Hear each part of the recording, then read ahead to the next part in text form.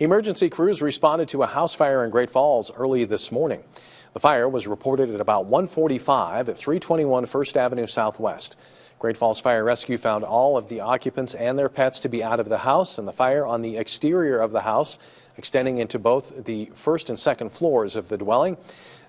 The fire got into the attic and wall spaces, and firefighters noted it was very labor intensive for crews to get it under control, as the house was made of lathe and plaster construction. The house sustained significant damage from the fire. It's considered a complete loss. 2 of the 5 occupants of the house were taken to Benefice Health System for medical evaluation. Their current condition is unknown at this time. The American Red Cross has been notified of their need for assistance. Great Falls Fire Rescue says the generator next to the house caused the fire. As the Montana legislature moves into the last 3 weeks of its 2025 session, lawmakers still have a lot of proposals for property tax relief to sort through. Now they're talking about how to get the ideas aligned for a final tax plan. MTN senior political reporter Jonathan Ambarian shows us some of the bills still under consideration.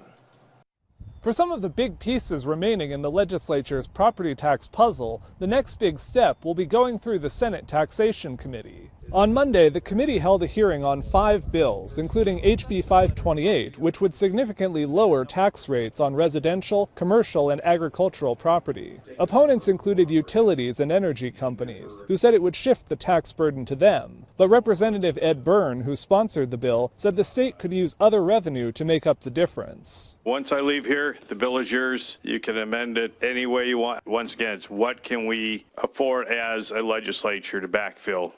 This does not need to go out to the other classes in that significant amount that everybody's been talking about. They also heard HB 483, which would fix the state's 95 mills share of property taxes for education and direct any excess revenue from those mills to pay down local property taxes. Representative Courtney Sprunger, who sponsored that bill, said it could be adjusted to fit with whatever final tax proposals the legislature brings forward. The reality is we're looking at many different property tax solutions.